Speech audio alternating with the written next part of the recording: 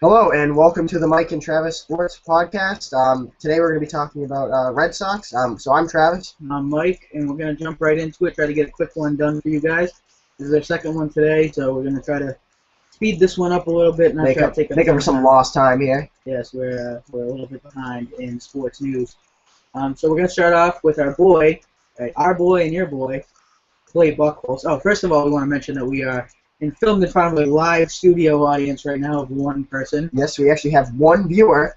In case you wonder, it does say 0 right there, but we have one in person. So we're in Riverview. Yes. So we're going to start off with everybody's boy, Clay Buchholz. So Clay started off last year 10-0, and he had an injury where he slept on his shoulder incorrectly.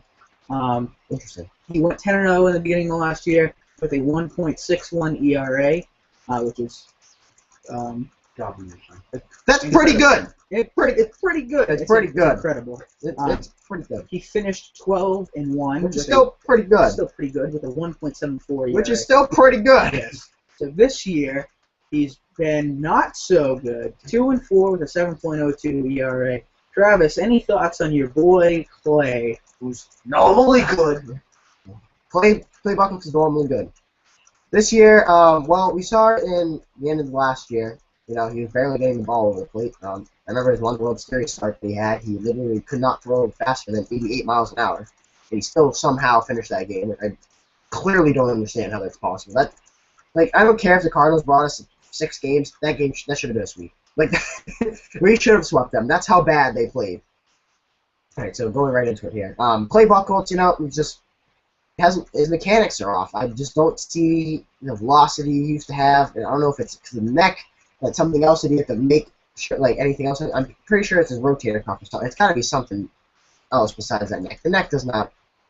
I know he had it was a pretty painful injury. I've had a pitched nerve before, but apparently he had a very severe one. And the only thing I'm confused about is how he got the injury. You know, you're holding your daughter, you fall asleep, and you're falling asleep like this. But I think I fell asleep like this about 8,000 times in my life, and I've never had a pinched nerve in my neck. It's just hard to look at a guy who is so dominant just one short year ago, and then the fall off that he's had. It's just really sad. And I'm a pretty big Clay Buchholz supporter, and this year it's just been hard to watch. I've seen him live once this year, and he actually got booed off the mound, and it was not fun. Marathon Monday, I was there as well. Yep. We were not together, though. Nope, not at all. So we're going to move right into it now. The next topic, the most recent, second most recent Red Sox, I should say, Stephen Drew. We brought him back. Nobody really supports this move. So Stephen Drew, I'll go over his stats real quick. He played 4 games with the Red Sox so far, 14 at-bats, 1 run, 1 hit, 1 RBI, 0 errors, 2 walks. He's batting .071. Travis, Stephen Drew. All right, I'm gonna go out on a limb here and say this: if you put me in Stephen Drew's jersey and go out there and you throw a 90-mile-an-hour fastball, I guarantee my chances of getting that ball in play are better than Stephen Drew's. 100%. 100%. It's just sad. Try me. I will. You want to find somebody who can throw 90 miles an hour, and I will go out and hit it better than Stephen Drew. It's like the thing is he's such a great fielder, and that's supposed to be what sets him apart from the rest of the shortstops on our roster and in our farm system. It's just he can't hit. And Jackie Bradley can somewhat hit, and he's a great fielder. Stephen Drew can't. He's had 1 hit. One. You look at the middle of the infield, and normally that's not a huge power spot, but at least it's a contact spot, and he's not even hitting contact. .071 is awful. Awful. Imagine that. 1 of every 14 at-bats he gets a hit. It's just... I could do better than that. I promise you I can get better. I understand I haven't played baseball in about 4 years. I could still hit a ball better than Stephen Drew. Guaranteed. Now, fielding, not so much. But, again, Xander Bogaerts is not a bad fielder. So I don't see the point. And I understand Bogaerts was struggling in the beginning of the year. But he started getting good, and then we signed Drew. Yeah. Makes no sense. I understand that we don't have a consistent third, but Brock Holt is doing fine. We have Middlebrook who's going to come back from an injury. Why do we need Stephen Drew? I understand that Stephen Drew is a great guy. Congratulations. There's plenty of great guys out there. I'm a great guy. You're a great guy. Cool. I could go out there and probably hit better than Stephen Drew. I could be a liability defensively at the shortstop position, being a lefty, but I could still hit better than Stephen Drew. It's amazing that we even made the decision because it's still a lot of money that we signed him for. I know it's technically free money. It's because it's Dempster money, but still, it's kind of ridiculous. But like, what if we wanted to do something else and like sign an outfielder or trade for an outfielder and take up his contract? Exactly. We can't do that anymore. We would have to trade somebody else of higher value. We're gonna have to trade like a big guy. I wouldn't be surprised if Lester's gone. I really wouldn't. I would really not be surprised if we traded John Lester for somebody else. It's an outfielder. I don't understand it. Like, how do you sign a guy for $10 million that has played 4 games? He's been around for 2 weeks now. I understand he's injured, but we signed a guy. They gave him nine games in Pawtucket, or in the minors. 2 of them he only played full games, and then the day after we let him play. Like, what was wrong with Bogaerts? I really don't understand. If Bogaerts is the future of your team, why are you putting out Stephen Drew or signing Stephen Drew? Like, I'm pretty sure John Farrell doesn't even want to play Stephen Drew. I guarantee it. And you know what? I know exactly what this is, too. Like, I know you guys are not going to jump on me, but I'm telling you right now, it's because all the big names in the clubhouse, like David Ortiz and all of them, said, oh, why don't we sign Drew and help the team? Blah, blah. And then, of course, you know, if David Ortiz says so or somebody else says so, the Red Sox have to go out and do it.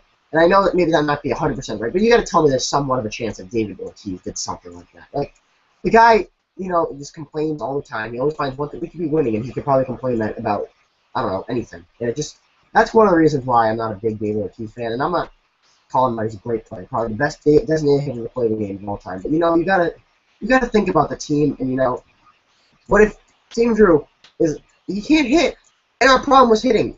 I think we're 5th in the AL in fielding, so I don't get what the issue is.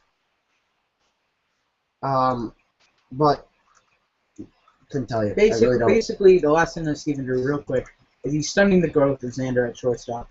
So I don't know if that's what they want to do, is if they want to have him play a third, if they want to have him play a shortstop. We're going to get into that a little more in a little bit. But he's stunting the growth, and it needs to stop. I'm sick of seeing Stephen Drew on the field. I was actually kind of a fan of JD, and I hate Stephen because he sucks. I hate both. I'll be honest. I like JD because JD legit was a crocodile hunter, and that was about it. There's a very rumors that JD Drew like caught a crocodile with his bare hands. I don't know if I agree with it, you know. It's JD Drew. Exactly. They should just make their own hunting show on this and like have Drew brothers with PV and Charlie Moore. Yeah, why not? Okay. All right. So then back on to another player at the shortstop position, Xander Bogaerts, playing shortstop and third. This season, he's been outstanding like he was last year. 62 games so far, 233 at-bats, 32 runs, 66 hits, 17 RBIs, 26 walks, which is good for a player his age. That's incredible patience at the plate. What's his OBP? He's batting 278 with an OBP of 372. 372 for a rookie. And so... just think about that for a second. Okay, so I believe Mike Napoli has the second highest with 402. I believe so. And Xander Bogaerts, a 21-year-old rookie, has a 372 OBP. That's unheard of. That never happens as a rookie. Yeah, and you look at him, the only thing that they're looking at right now where he's kind of wavering on is his defensive play. And if you talk about him being a younger player, it's expected. He's a younger player coming. He's going to have some struggles. And if it's not at the plate, it's in the field. He had 7 errors this year, which is, I mean, it's not terrible, but it's also not great. No, especially since we're one of those teams that usually doesn't make majority. I think last year had maybe 2 or 3. Yeah, like in 161 games. And Stephen Drew, I think, had about 4 in total for like 130 or something games, which is pretty good for a shortstop position. Shortstop usually gets the most ground balls in the game. But again, he has room to improve. He's 21 years old. You know, you're not letting him build into the shortstop that he wants to be, and that's his position he wants to play. But, you know, if you're going to keep him at third base, why didn't you keep him at third base? Why did you keep Middlebrooks? Like, I understand, like, Middlebrooks could have the potential of being a superstar player because of his hitting potential. He's decent in the field. He's actually really good in the field when he wants to be. He's got a great arm. But you can't just have Xander Bogaerts bouncing back and forth from shortstop without having any expenses. And, like, he says that, you know, like, I believe him that he says, like, I can be used to this. Like, this is fine with me. It's not a big deal. But it's not a big deal to him. But he's going to realize that once he keeps going back and forth, that's different. You can't get comfortable with it. Like, even sometimes going from right field to left field is difficult for some outfielders. Like, Johnny Gomes, like, if he plays right field, he has trouble. I remember Daniel Nava, he played left field, then he tried to play right, and he sucked. So he had to get Victorino. Victorino was a good right fielder, and it took Victorino a while to get used to that wall. He wasn't the great. He's obviously a great fielder, which makes him look like he knows what he's doing. But right field at Fenway is hard to play. So like if you jump from left field to right field, it's going to be hard. Overall, Xander's had a great first third of the season, and he had a great last, eighth of the season last year, and a great the play- postseason. Great World Series. I've never seen a player that young look like he knew what he's already been there before. Like he's such great plate presence. You know, how many walks did you say? This year, he has 26. That's for 21 years old. I'd take that any day. I've never seen that much patience at the plate, and you know, if they have other plans that they plan on doing with Xander Bogaerts, like if he's going to keep him the third, then either they're going to keep Drew for the rest of the year. I don't know what they're gonna do. See, But now we have Jonathan Herrera playing shortstop. Like, what? Jonathan Herrera? Like, if Drew's hurt, why is Bogaerts not back in shortstop? And then just say, it's Drew. If you want to play on this team, go play third. Or just don't play him. You have a great third baseman. Not great, but like, we'll get him into it later. Brock Holt is in the left field right now because of you. Like, he's a third baseman. And now that we can't put him at third base, we have to put him at first base, but then Napoli came back, so now we have to put him in left field. Because nobody else in the outfield can hit. So we're teaching a player he said he hasn't played outfield since high school. Like, come on! It doesn't make any sense. I think the only other player who's walked more than he has at a frequent level at this young was the Greek god of walks himself, Kevin Nicholson. Yes. That's because Kevin Nicholson's doing anything. Of course. But switching over, still at third base, the struggling, injury-ridden Mr. Will Middlebrooks. What's going on with Will? He has 21 games played, which is like 1/3 of the third of the season. So was that one? I don't know, match. 1-6. Yeah, sure. 1-6. 9 runs. One. Don't talk about it. 71 at bats, 14 hits, adding a total of 197, 9 RBIs, 2 errors, and 7 walks. So what's going on with Willie? Well, Will Middlebrooks, the problem is, and actually I'm lying, 1-9. So, this is what happened with Will Middlebrooks. He just can't stay healthy. It's something with him that he just is not going well. I don't understand what it is. He's been proven to be that player that can hit for power. I remember right before he got that injury, he was cranking the ball. But it seemed like the only ballpark he could hit balls out of is Toronto. I'm pretty sure his lifetime average in Toronto is like 600. He has like 5 home runs there. Like, why can you hit at Toronto? You have the shortest porch in left field. I know it's a wall, but you hit the ball on a rocket. Like, and you can't hit it over. And like, that's what blew my mind about Adrian Gonzalez. Like, he couldn't hit it. I know he's a lefty, but Adrian Gonzalez, he was cranking him at San Diego, and he couldn't hit it over a wall. And Will Middlebrooks, I don't understand it. There's really nothing to really go into it about because, like, we understand that he's pretty much fighting for a job right now. Like, if Xander Bogaerts, they want to keep Drew, there's no way they're going to start Will Middlebrooks over Xander Bogaerts. There's no way. Why would you do that? So, Will Middlebrooks better pray that the Red Sox are just like, you know what, Drew, we don't need you. Just don't go on the bench. We're paying $10 million for somebody to sit on the bench, which I doubt that will happen because the Red Sox will not put $10 million on the bench. I bet you what they end up doing is I bet you they try to trade Drew. And that's why they're showcasing him. Might as well, if they know that they have prospects coming up, which we'll get into later. What happened was this, is they wanted to sign Drew before the draft, because after the draft happens, if you trade Drew or somebody else signs Drew, they have to do the draft pick. So now they don't have to do the draft pick. The draft's over. So the Red Sox wanted to do that and see if Drew could have any sort of spark at all and possibly trade him to like teams. I was saying, I think the Tigers were a team that popped up. It's probably the Yanks. The Yanks were interested in him, but he turned it down for some strange reason. Well, we all know why. Scott Boras. Yeah. Scott Boras apparently just only likes Ellsbury. He's the only one who wanted to give him the contract. So. Okay. So Middlebrooks, basically not much to say about him. He's just injury-ridden. Yeah. Hopefully he can straighten him out because I actually like seeing him bat. He's definitely a very energetic, definitely fun guy to watch. As much as we kind of are running him out of Boston solely because he got rid of our beautiful Jenny Dell, but Yeah. It is what it is. Jenny Dell might be on Patriots games, so that's safe to just signed a deal with CBS for football, so it'll be a sideline report for Patriots game, so we'll just make up excuses to say we want Jenny. Okay. So moving into the pitching rotation a little bit, John Lester, who's been the ace of the team for the past few years, he's had a pretty okay, mediocre season almost. It hasn't been too great. He's 6-7 with a 3.52 ERA. He's had 0 no decisions, which is kind of interesting. You don't really see that too often, coming this far into the season with no decisions. Yeah. And 95 strikeouts. He's actually on pace right now for a career high in strikeouts. Yeah, I think he's actually leading the league in strikeouts. Yeah, he's been pretty dominant as far as that. I think it's more of the fact that he's really not getting a ton of run support, kind of like the way Lackey I would did last say year. about, I don't know, he's 5-6 or 6-7. 6-7. I'd say about 4 of those losses have been from no run support. Yeah, I think opening day they only gave up 2 runs and they scored 0. So yeah, it's the exact same thing as Lackey last year. Lackey was dominant last year, and he had no run support. He had less than 500. And the only player that wanted to get run support were Buchholz and DeBront. DeBront still gave up runs, so Yeah. it was kind of poor. It's like they pick their pitchers every year. Like, we want to give run support to this pitcher, and this, no Buchholz, no Lester.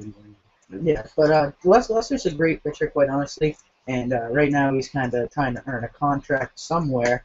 So we actually offered him. I actually have the details right here for the contract.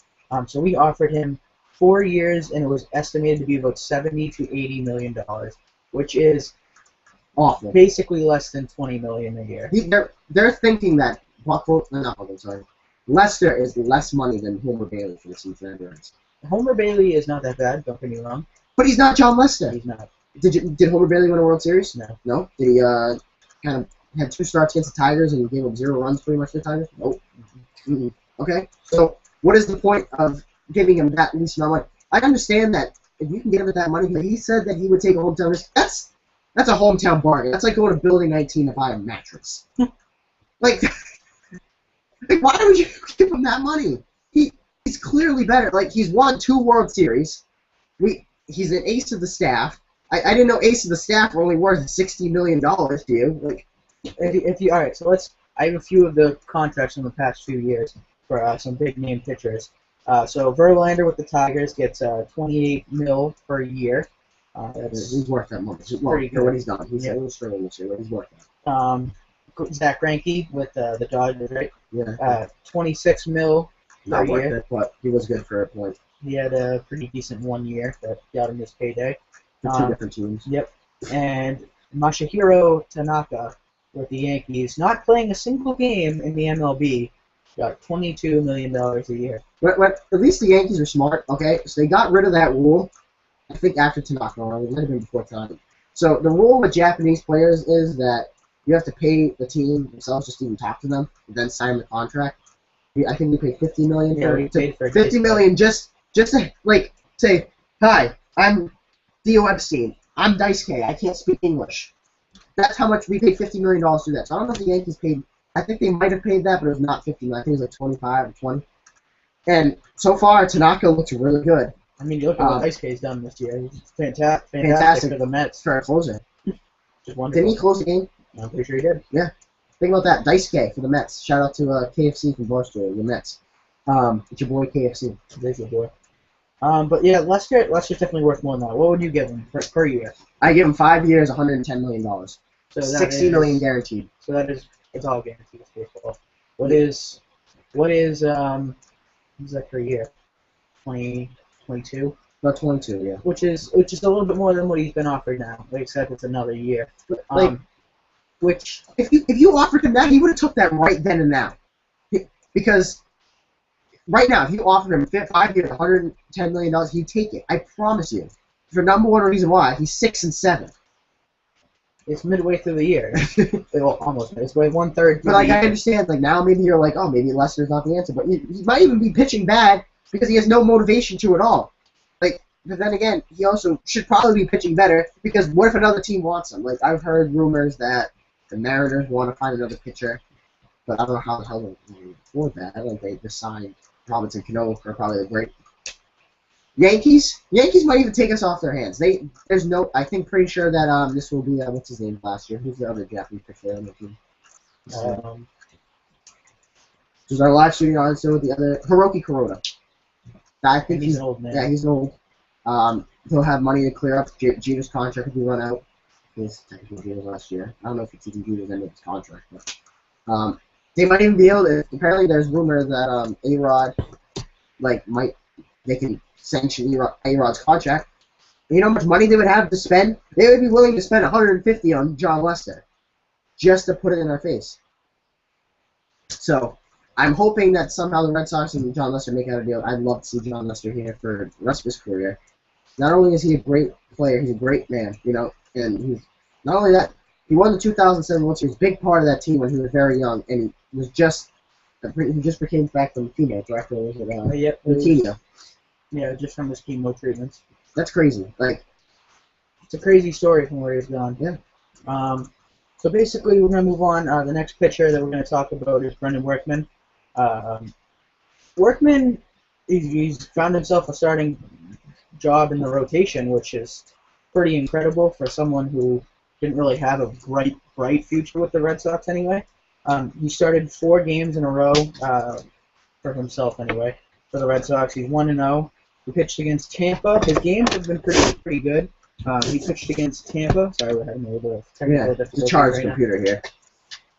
So he pitched against Tampa, and he went 5 innings with 5 hits and runs. Pitched against Tampa again, 5.1 innings, 4 hits, 2 earned runs. Cleveland, 5 innings, 4 hits, 3 earned runs. Baltimore, which was last night's, 6.2 innings, 1 hit, 0 earned runs. What do you make of Brendan Workman right now? Brendan Workman, okay, so his first game in the MLB last year, I believe he went 7 straight innings with no hits, and I was really interested because I'm a big Paw Sox guy, so I usually follow a lot of the prospects and stuff like that, and usually try following. I've never heard of Brendan Workman. It might have just been because I might have just not even looked at his name. I might even saw a game that he probably started at, and I probably didn't even realize it. So Brendan Workman, he has some good stuff. He's not very fast for fastball. He throws about 90, 94, 95. And it doesn't seem like, I believe he threw a couple of knuckleballs last year. I don't know if he's actually can throw a knuckleball or just a joke, but he looks like he's really commanding on the mound.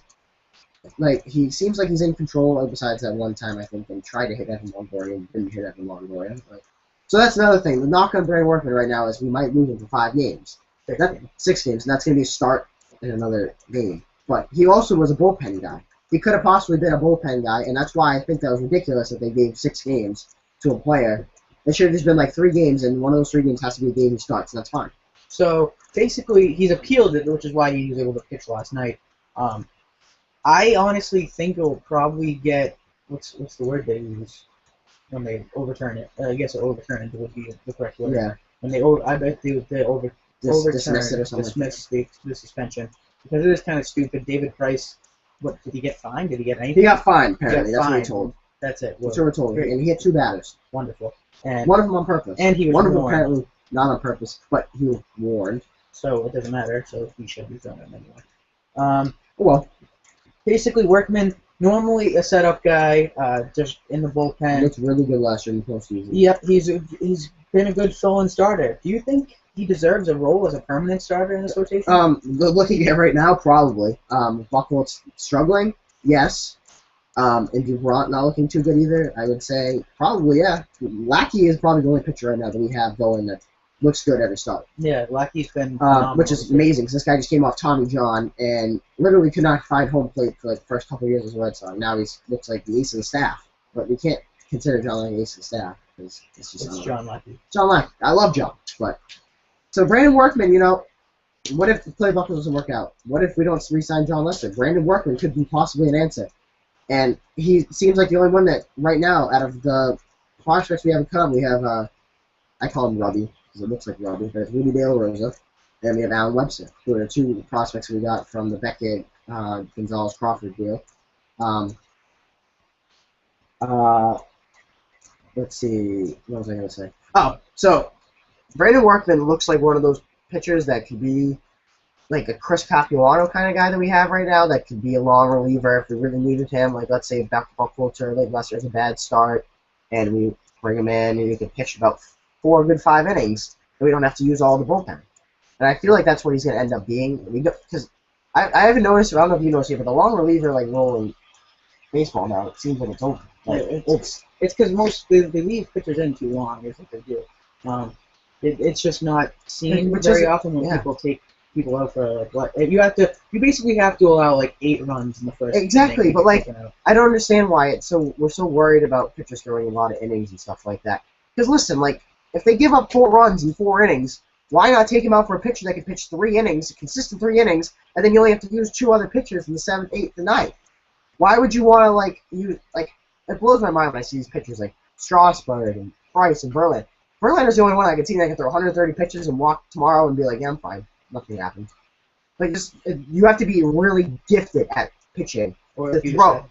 Yeah, that's true. But the last pitcher that we've seen the Red Sox that could throw a lot, but like he obviously didn't throw like 100 pitches a day. But Alfredo, that guy pitched every single game. Rubber arms. The rubber arm. Yeah, you have to have a rubber arm. But like you see all these pitchers like Harvey just had Tommy John. Lackey had Tommy John. Who was Strasburg? I think he's had it twice now. Who else had Tommy John? But like that's what happens. You throw the ball a lot, and if you're wasting your pitcher on, I understand like you also don't want to waste the bullpen. But the bullpen, they throw 1 inning and 20 pitches a night. How hard is that? Like, I'm not saying I can't, but like you can't go out there one night and just like throw 20 pitches. Yeah, like that's not. And if you're good, you won't even need 20 pitches. You could do it less than 10 if you're really good.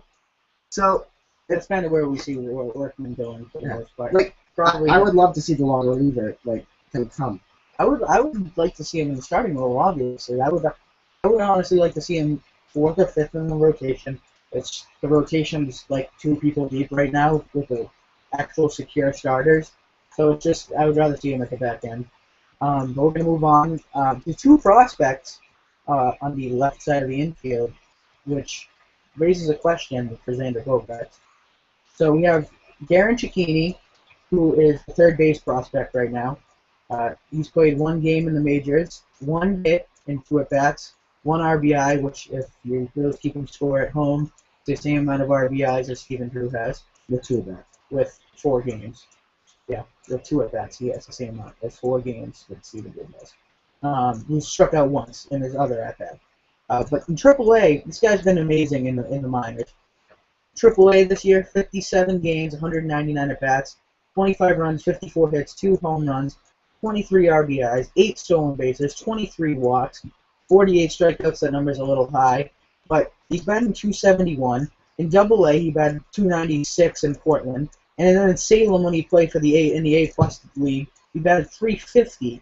The guy is an over 300 lifetime hitter in the minors. So I can honestly see him coming up and being something with that, maybe not as much power as somebody like Will Middlebrooks, but he definitely has that contact hit, and he's definitely able to play. The only thing that worries me a little bit also, he has 9 errors in the season in AAA. Yeah, that always happens. That's very young. That's what happens.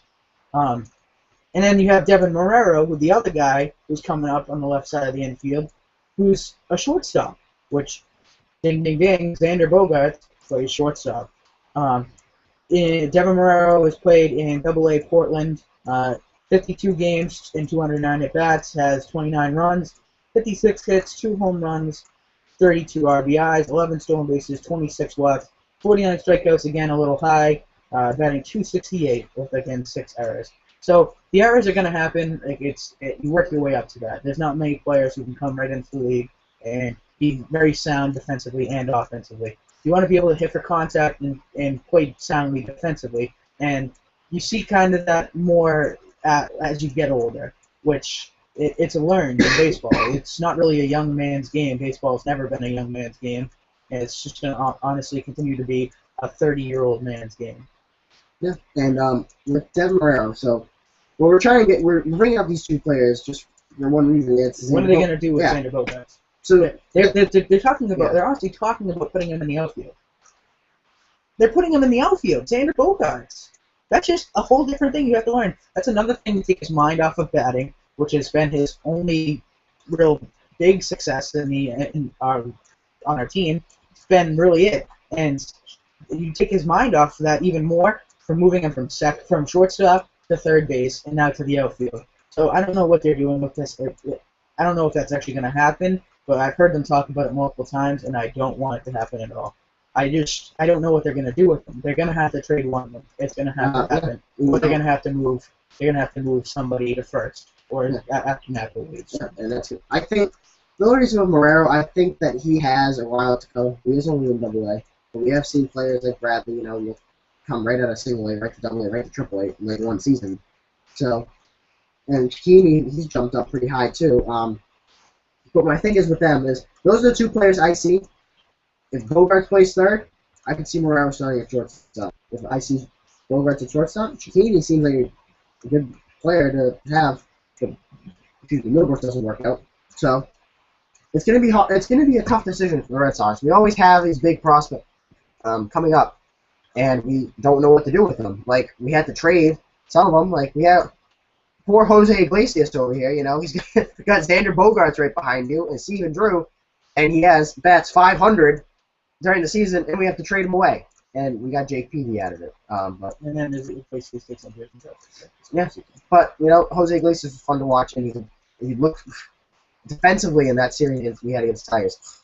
That player, he ran from like shortstop halfway out the outfield, caught it like this. Like, yeah, he's a great fielder, but we also he's like the Jackie Bradley at shortstop almost. Like, so real quick, what do you think they're gonna do with Xander?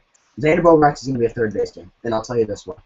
Because there's no way that they're going to plan on having Xander Bogaerts play third base right now if they're not planning on him playing shortstop. I just think that he's too big to play the shortstop. He's too long. I feel like if they put some muscle on him, he could be like a low middle kind of player. But and I feel like Marrero eventually is going to have to be a shortstop there because we saw him in spring training field stud. And he makes some great plays in the field. I've watched him make a really good play where he was going backhand. And usually when he goes back and Jeter jumps up in the air, Marrero just went backhand and just stepped him through. And it was a rocket. And I really hope that I can see Marrero play. He's only, I think, 22 years old, so I think he's still got a while to go. But, you want to commit right now. And, I understand, players are supposed to be able to move around, stuff like that. But with Bogaerts like this, you need to pick one. You need to pick it as a shortstop or a third baseman. Yeah, you don't want to mess around with somebody like that. That's why I agree with you. I see him playing third base. He's a little bit of a bigger guy. Kind of oddly enough, Pedro Siriaco. But I don't know why that came to my mind. Yeah. I don't know why that was the first guy. Pedro Siriaco was Jose Iglesias to third base. Yes, but I see him going to third, and I bet you they move Keeney to first. I bet you that happens. Yeah, well, it could happen. And Napoli's almost done. So. Hey, even if one of them can go move to second base eventually, if Pedroia ever gets hurt, we could always have Cicchini be They could have Marrero or Cicchini be kind of like a Jed Lowry kind of player, be like a utility player, give some players occasional. Yep. It's not that the fact that Pedroia, I know obviously Pedroia wants to play every single game, but we also don't have anybody else we can put there. Yep. They kind of built their team around Pedroia's going to play every game, might as well keep him there. Yep. If Pedroia gets hurt, I understand they'll be given chances for Pedroia and Cicchini, Middlebrooks, and all those other players to play all the positions they want, but they're not second baseman. Jordan's the only one. I don't see anybody even in touch with them. Looks like they're going to be decent. One of them I think I saw. I can't remember his name. I think Cicchini can play second, but I'm pretty sure he's the actual third baseman. Yep. So quick score update of tonight's game that's actually going on right now. It's the stressful season continues as the Red Sox are down 3-0. Yes. With Adam Jones hitting a double, and your boy Chris Davis, Flush Davis, hit a home run, and then your uncle's boy, AJ. Adam Jones is scoring on that. So, what you gonna do? It's a stressful season. Robbie is pitching, by the way. Oh, wonderful. So we have two more quick things to go over. We're gonna try to make this quick because it looks like we're coming up to a pretty long video for some reason again. You need to stop talking. Yes. So the outfield, real quick. Brady, Nava, Gomes, Victorino, Jackie Bradley. I'll just go briefly over their averages. Brady's batting 220. Nava's batting 168, which is awful. Again, Nava also got benched and sometimes good. Johnny Gomes batting 239. Shane Victorino batting 242. And JBJ batting 203.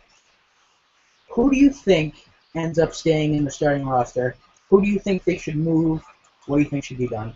Now, Quickly. should I tell you right now that if everybody's healthy, if they hit who those guys are for right now? Sure. Bradley and Center, Novin left, Victor Raymond. Same outfit we had last year, except it was very different. Now, both of them, Victor Raymond's hurt, always, so it's hard to predict. For some reason, John Farrell is the biggest Johnny Gomes supporter in the world, so Me too. I like Johnny Gomes, but and I understand Daniel Nava's struggling, but we did see the potential of Daniel Nava. You know, it's also one of those things that we've seen in the hitters that happens almost all the time. Pitchers get adapted to them. How many pitchers did you know that saw Daniel Nava 155 games? None. It was hard. It was his first time he's ever, kind of like what's his name, Bogart. That was a test with Bogart. We weren't sure if he had had too much major league experience before we called him up to figure this out. And I really want to know what their plan is. Yeah, I can't say great.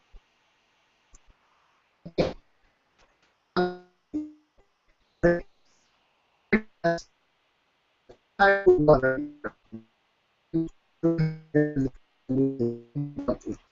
You're just out of baseball for a while. You're out of baseball for 2 years, man. The game's changed. Pitchers throw faster. Pitchers throw different stuff. They can throw anything down the plate and you're gonna swing and miss. I understand. I love Brady Sizemore. I love the way he was with the Indians, and it's hard for me to even say this, but you can't. I'm sorry. John Farrell brought him in, or Ben Sheridan brought him in because it's either Ben Sheridan's a genius or he missed. It was really a win-win situation here. If he does good, we're okay, and if he doesn't, we cut him and don't have to worry about anything. And I wish that he could. I really we had Brady Sizemore 2008 Brady Sizemore on our team. Why not, right? Yes, there you go again. Yeah. So speaking of the Johnny Gomes fan club, I would much rather see Gomes in the outfield. Honestly, I can't see him as a consistent left field, though. I think his play is eccentric, and I love it, and it's awesome. But do you see him being an everyday left fielder? Yes. Though? I don't. Yes. He's not one of those players. He's never been an everyday left fielder. Now, again, he's also never been given a chance, besides maybe that 1 year after Rays and made the World Series or something. Yeah. He's not an everyday player. That's why I don't see him. Nava could be an everyday player. But we were talking about this before, not me and you. They were talking about it before that Nava and Gomes would be switching off a couple games, during the year, but we couldn't do that because of all the injuries. And they just both weren't hitting. And now, Johnny Gomes might be even the best pinch hitter in baseball right now. I think he has, 3 out of his 5 home runs are pinch hit home runs. So. If the outfield's been pretty bad, it's actually worse. On pace to be the worst outfield since 1952. Yeah, since they started recording this stuff. Yeah, that's pretty bad. I read a few articles on who they should sign, and the only name that's really got my attention is Kristen Orfia from the Padres. He's a little bit of an older guy. Normally he bats up around 300 versus lefties, and right now he's batting 200, which that means his value dips a little bit, which means you can trade somebody like a C-level prospect to get him. And that's definitely that's 100% what the article said. The article was all about that. For Emilio Bonifacio for the Cubs, I believe. Marlins. For speed on the base path. Yeah. And he can hit. He's batting 272. Yeah. I take 272 right now. I take 272, and that would be the highest batting average in the outfield right now. That's awful. I'm really disappointed in the outfield right now. I remember we were all one of those guys that were Jacoby Ellsbury left, whatever. We got Bradley, we got Gomes, we got Nava, we got Victorino. We're fine. We were also on our high horse. We just won this. So that's probably another reason why we were all just yeah, we all missed it. We all missed it. No one will say it. I hate Jacoby Ellsbury, but I could use him in center field right now. And he went to the most unfair ballpark for him to go through. Yeah. Yankee Stadium is the shortest porch. You look at Granderson this year. Yeah. Granderson, I happen to draft him on my fantasy team. Guess what? Granderson hits 1 million home runs a year at Yankee Stadium, goes to the Mets ballpark, and guess what? Does he still have 0? No, yeah, it's still. That's still pretty bad. That's embarrassing. And everybody was telling me, Curtis Granderson was really good. Why do you think Yankees didn't sign him? He was pointless on the road. I literally said in our fantasy baseball league that we're both in, and our silent viewer in the back, all 3 of us are in, and I have asked them all to take him for next to nothing, and nobody will do it. but I just can't drop him. I can't do it in my heart of hearts. I cannot drop Curtis Granderson just because I picked him so high.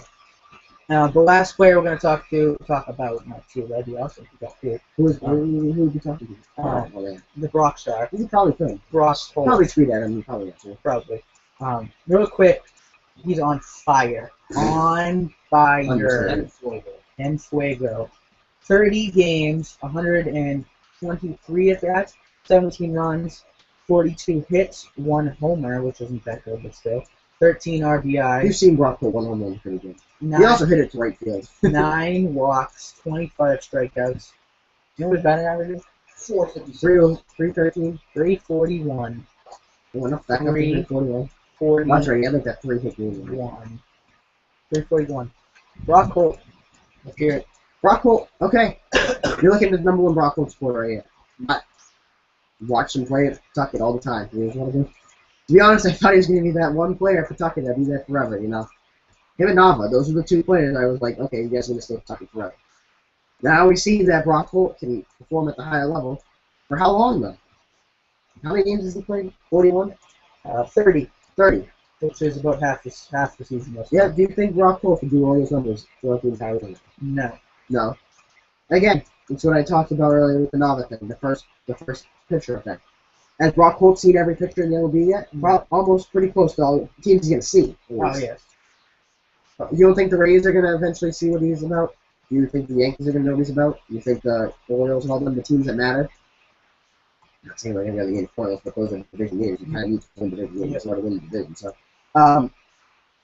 eventually those teams, I believe, are going to figure out Brock Holt. Can he finish batting 300? Yes. Can he stay this consistent? No. No way. I'm sorry. I love Brock Holt. And I really wish he could. If he did, I'd be surprised and I'd be really good. And I would say he'd be the starting third baseman next year. I don't care about Chiquini. I don't care about any of them. If Brock Holt can bat 341, just go for it. I take it. Yeah, Brock Holt, I was actually pretty low on him earlier in the year. Like, pretty actually pissed off that we were starting him a lot. And it didn't make any sense to me. And then he went off, and now I love him. As on that, I love him. He's all right. Bandwagon Brock Holt. He's all right. 341. That's okay. Hey, you know what? Now he's probably made our outfield like go from the worst to the second worst. Yeah, it's an improvement. Yes. Any improvements and improvements. Yes. So a quick update just to finish us off with the Red Sox. Right now they're 29-35. 29-35. 8.5 games back. They're in 4th place in the AL East, which is embarrassing when you say that the 3 probably best teams all time in the AL East are the 3 worst teams in the AL East right now. The Yankees are in 3rd place, behind Toronto and Baltimore. Baltimore's in first. Baltimore is in 2nd. We saw Toronto last year, and we're like, I thought that last year was Toronto's year. To be honest, I thought the Reds picked them to win the AL East. I think most of every baseball writer in America probably did. And they're just late bloomers, I guess. But I'm starting it right now. We're making a Kickstarter campaign to get steroid testing in Toronto. Jose Bautista's never been. Edwin Encarnacion. Yeah, don't care about your fantasy team. Yeah. You don't start him anyways. No, I just started him. Anyway. He had a home run. Obviously. Yeah, I mean, I'm not going to deny it. He's definitely juicing. That whole team. We all know Melky plays. Well, Melky Cabrera has to stop now. Because he doesn't get home runs. I just come to the conclusion that there's no steroid testing in Toronto. I'm pretty sure it's against Canada's policy. To have steroid testing. Yes. So anyway, that's going to round up our show, the second one today. I mean, this one's pretty long too. We need to get a radio show or something. If anybody wants to talk to us about getting a radio show, we can do some long. If you know somebody, like I don't care if it's like the 1 a.m. to like 3 a.m. We'll take it. Yeah, well, we just there's somebody on the radio that's probably listening to it. I don't care if it's like a 40-year-old man going to work at 2:30 in the morning. I do know somebody that does that. So it's just we need more time because nobody will watch these things for this long. We haven't really had that many viewers, but we're doing it because we like it.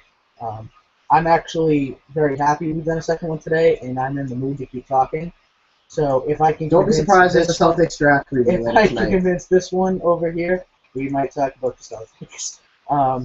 Yeah, I need to leave first, so let's get that out of the way first. Definitely. Okay. So thank you anyway for watching, guys. Like I said, every freaking time we've done this, that this is what I want to do. This is how I like doing it.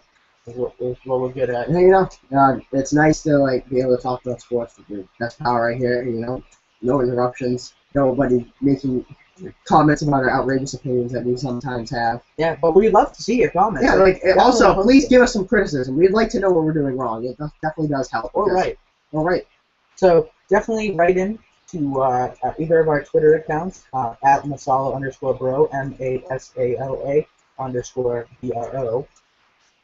And I'm whatever it is. JT Alden 11. JT ALDEN 11. We also have a group one for the show that is at Beantown Sports 5, I believe. Yes. Yeah. And our Facebook page, facebook.com/Beantown Sports Blog. Yes.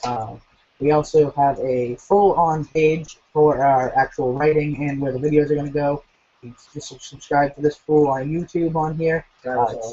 Just Travis Alden's going to be right in here. Basically, wherever you're watching it right now, there should be a subscribe button at least somewhere on the page. I don't know where it is anymore. I don't really use YouTube like this. Sure, down there. So yeah, thank you very much for watching. Definitely tell your friends about it. We're gonna go get something to eat, and maybe you'll have us up or something to get back. Do the next Draft day, Johnny Manziel. Thank you. Thank you for watching.